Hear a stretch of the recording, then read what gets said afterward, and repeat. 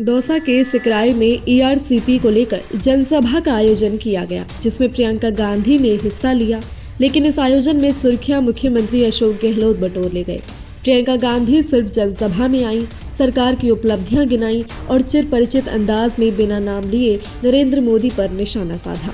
उन्होंने गहलोत पायलट का बराबर जिक्र करते हुए कार्यकर्ताओं में जोश भरने की कोशिश की।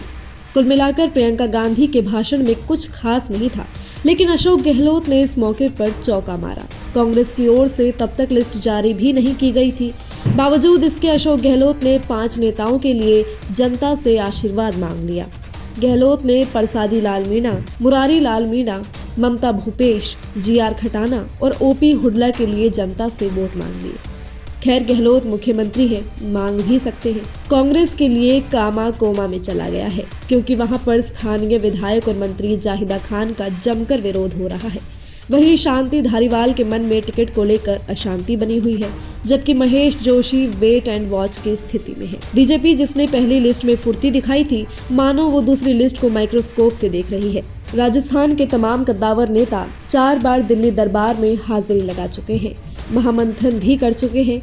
ऐसे में जो कहावत है कि once bitten and twice think, यानी एक बार अगर आप चोट खाते हैं तो अगली बार आप 2 बार सोचते हैं, ऐसा ही कुछ अब बीजेपी कर रही है। इतना मंथन करने के बाद लगने लगा है कि शायद इस बार नेताओं के मन की बात सुनी जाएगी और विरोध के स्वर भी ज्यादा नहीं उठेंगे। पिछली बार जो लिस्ट आई उसमें इतना विरोध हुआ कि बीजेपी डिफेंसिव मोड में आ गई। इससे ये माना जा रहा है कि कोई बड़ा उलटफेर नहीं होगा। हालांकि 8 से 10 विधायकों के टिकट काटे जाने की संभावना है। राजस्थान की राजनीति में मेवाड़ काफी अहम माना जाता है, क्योंकि जो पार्टी मेवाड़ जीतती है वो राजस्थान की राजनीति में राज करती है। मेवाड़ में बीजेपी के गुलाबचंद कटारिया गुवाहाटी चले गए हैं, वहीं दिया कुमारी जयपुर आ गई हैं। इसके बाद से ही उम्मीद की जा रही थी कि उदयपुर राजघराने के लक्ष्यराज सिंह मेवाड़ भारतीय जनता पार्टी का दामन थाम सकते हैं। पिछले 1.5 साल से लक्ष्यराज काफी ज्यादा सक्रिय हो गए हैं। उन्होंने बीजेपी के पार्षद से लेकर केंद्रीय मंत्री तक सभी से मुलाकात भी की। लेकिन दिया कुमारी ने आखिरी वक्त पर राजनीतिक खेल के तहत लक्ष्यराज के कजन विश्वराज को भारतीय जनता पार्टी ज्वाइन करवा दी। हालांकि काफी लोगों को विश्वराज की जानकारी खंगालने के लिए गूगल तक करना पड़ा कि आखिर ये व्यक्ति कौन है। इसके बाद उन्हें पता चला कि ये मेवाड़ राजघराने से ही आते हैं और लक्ष्यराज सिंह के कजन हैं।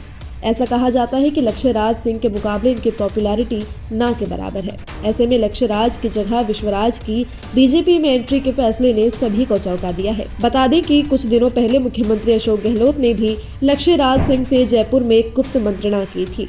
सूत्र बताते हैं कि उस मुलाकात में मुख्यमंत्री ने लक्ष्यराज को कांग्रेस ज्वाइन करने का ऑफर दिया था, लेकिन लक्ष्यराज ने इस पर सोच विचार कर जवाब देने की बात कही थी, क्योंकि तब भी उनकी मंशा भारतीय जनता पार्टी ज्वाइन करने की ही थी।